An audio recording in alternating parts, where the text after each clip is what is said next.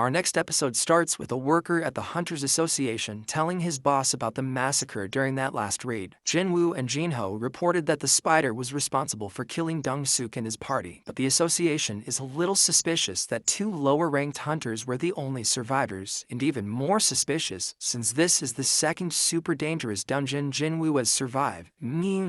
Also, it turns out Dong-suk has a younger brother, an infamous S-ranked hunter named Dong-soo. That's not great news for Jin-Woo. Back at home, Jin-Woo was having some fried chicken and beer with his sister, and he discovers that his poison resistance stat is so high he can't even feel the effects of alcohol anymore.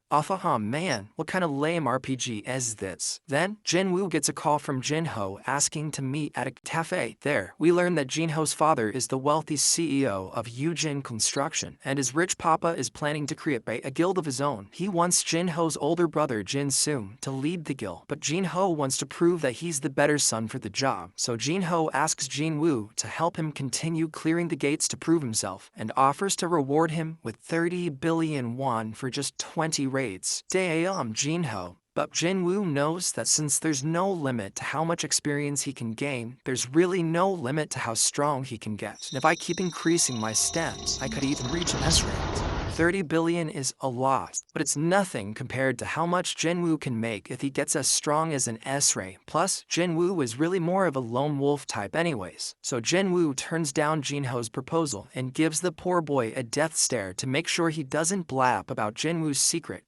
Scary. Later, Jin-Woo tries to decide doing double the required exercises for his daily quest, and he gets some pretty sweet secret rewards for it. Among them is a key that will take him to an S-rank dungeon, and the system tells him that the reward for this dungeon is the Elixir of Light, a powerful medicine that can cure any illness. Jin-Woo's mind immediately jumps to his comatose mother, and he wastes no time teleporting himself to the demon's castle. Jin-Woo may have gotten a lot stronger, but he is not ready for that S-rank smoke. He is attacked immediately by a massive three-headed Cerberus beast that smacks Jin-Woo around like it's nothing. Jin-Woo is losing HP fast, and when he tries to use a teleportation stone to retreat, he straight up drops the damn thing. Sure have leveled up your dexterity, bro. As usual, Jin-Woo has the brilliant idea to explore the game system while in the middle of a fight. This time, he discovers the system shop where he can buy potions to buff his stats. The beast traps Jin-Woo in his jaws and starts chipping away at his few remaining health points. But Jin-Woo refuses to give up and stabs the beast over and over. In the end, Jin-Woo comes out on top and levels up 5 more times. This dude is unstoppable. In episode 8, one of the rewards for killing the Cerberus beast was the recipe for the Elixir of Light. But Jin-Woo will still need to get 3 ingredients from inside the demon's castle to create it. Considering how close of a call he just had, he decides to spend more time grinding experience before heading back in. The best way for him to do that is to just keep clearing dungeons. So he calls up Jin-Ho and tells him that he's reconsidered the offer to team up. Jin-Woo's only condition is that the two of them enter all of Tate's alone, because he doesn't want anyone else seeing how insanely strong he is yet. Fewer people going in means less chance of casualties. And you know we can come out unscathed.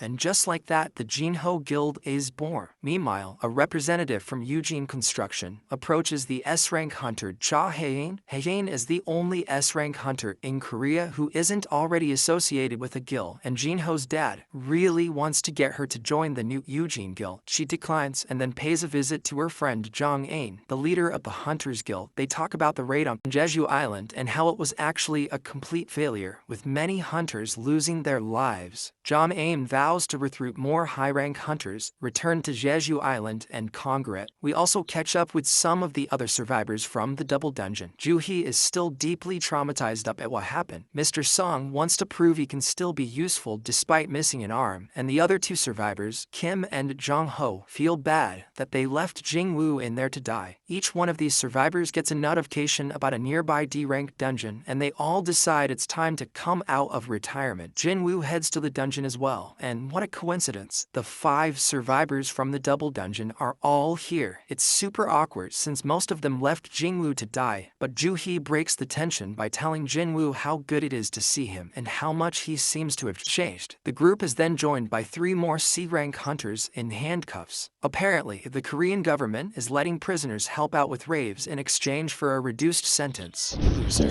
Why not Kun get hot and heavy with me, baby? What is this, some kind of suicide squad? The prisoners are being supervised by Tae-shi, a B-rank hunter from the association, and one of the guys who retested Jin-Woo's magic power in the hospital. Still, there's no way this goes well.